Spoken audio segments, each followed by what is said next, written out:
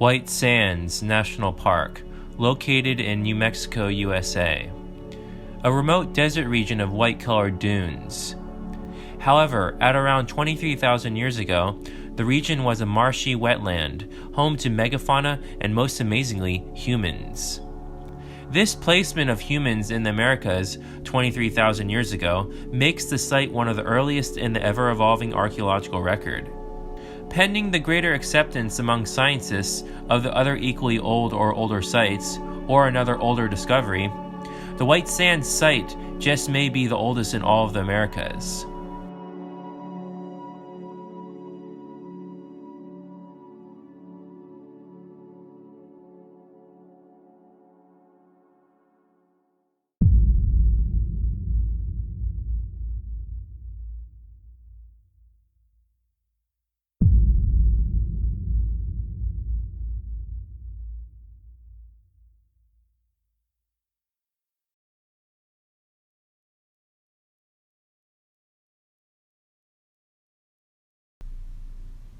Between 23,000 and 21,000 years ago, in what is today White Sands National Park, Lake Otero once covered the area known today as Alkali Flat or Tularosa Basin, which is a dry lake.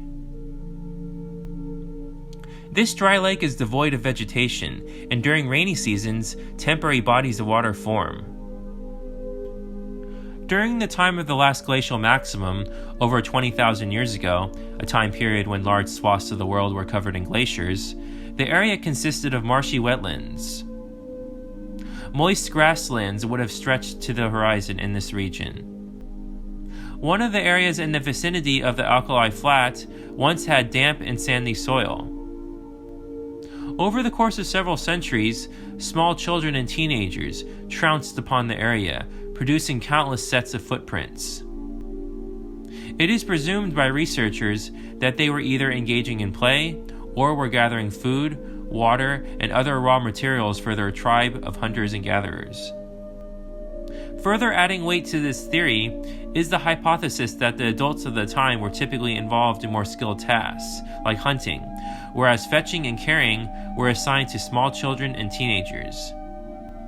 Therefore, the footprints of the young gatherers were subsequently captured more by the mud due to the wet marshy lakeshores they frequented for raw materials.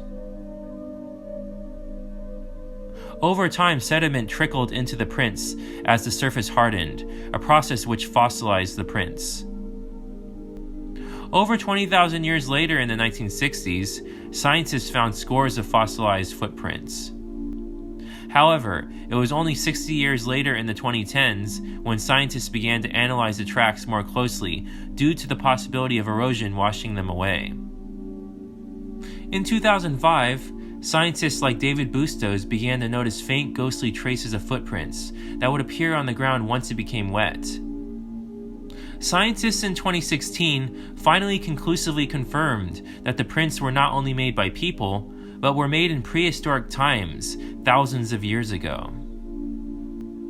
In the early part of 2021, a team of scientists led by Matthew Bennett of Bournemouth University in England dated a particular set of the many footprints found by subjecting seeds found in the same strata to carbon-14 dating analysis. The seeds were that of an aquatic plant called Rupia serosa, otherwise better known as ditch grass, that once was prevalent on the shores of the now dried up lake. Additionally, seeds from above and below the strata containing the prints were dated as well in order to better pinpoint the date. Based on this criteria, the prints were dated to between 23,000 and 21,000 years ago and spanned multiple different layers of soil.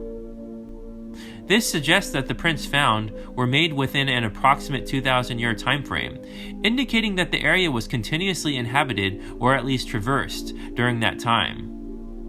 This particular set of prints, one of hundreds of thousands found in the region, predates some of the most widely accepted dates from the so-called pre-Clovis sites.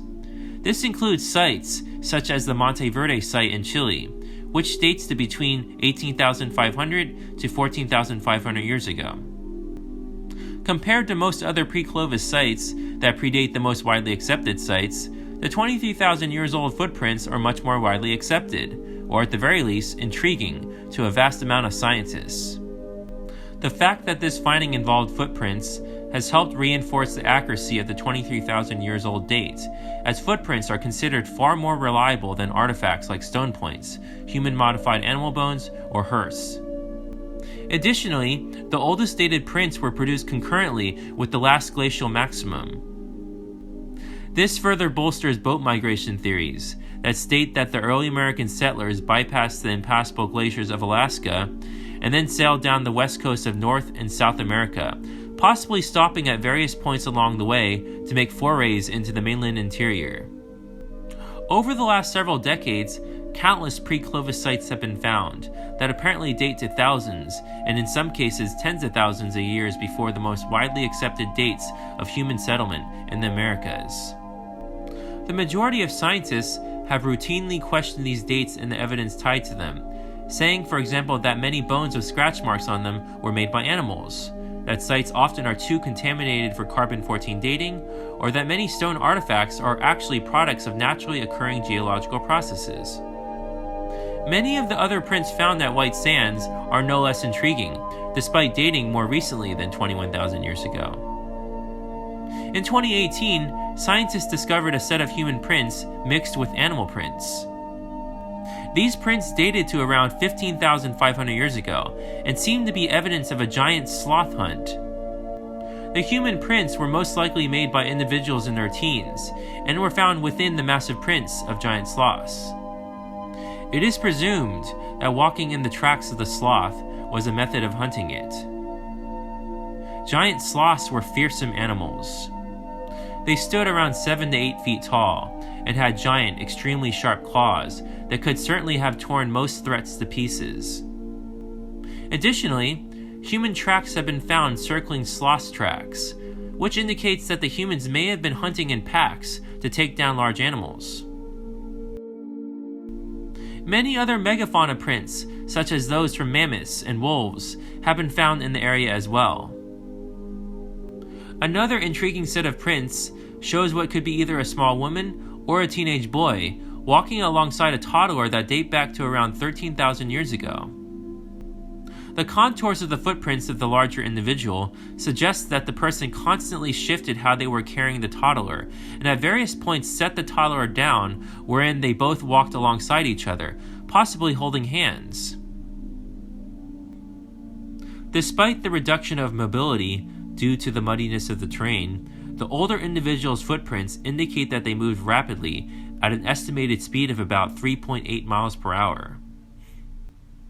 Another set of prints found nearby show footprints taking the same route, but this time in the opposite direction. These prints were produced by a single individual, not bound by any weight, which suggests that the individual brought the toddler to a safe location before returning to wherever they originally came from. Taken all together, this particular set of footprints, which stretches for over a mile, is currently the longest known set of prints formed by a single prehistoric American. As in the cases with the other footprints covered in this video, the region at the time these particular prints were created was teeming with megafauna. It is because of this that researchers strongly believe that the older individual was trying to get across megafauna-dominated land as fast as possible to avoid being maimed or killed. Scientists also found 2 sets of megafauna tracks, crossing the paired prints of the older individual and the toddler, and the trail of prints consisting of only the older individual. As the giant sloth got near the human tracks, it stood upright, and probably smelled the air for threats before proceeding. The second set of megafauna tracks were made by a woolly mammoth. Additionally, scientists have also found what appears to be footprints of small children playing in giant puddles formed out of the prints of giant sloths and mammoths. Scientists hope to one day be able to potentially connect the oldest footprints found at White Sands to other contentious pre-Clovis sites, as well as find traces of human remains that they can link to the footprints as well. Some scientists have high hopes that many of the more controversial pre-Clovis sites, such as the Cerruti Macedon site in San Diego County, California, that puts people there 130,700 years ago, or the Hueyatlaco site near Puebla, Mexico, that puts people there 250,000 years ago, will be re-examined and taken more seriously by a larger proportion of the scientific community. They feel that with more openness, a more accurate picture of the settlement of the Americas will arise. Thanks so much for watching. If you enjoyed my documentary, don't forget to like and subscribe, and check out my Patreon page at patreon.com/World Chronicles.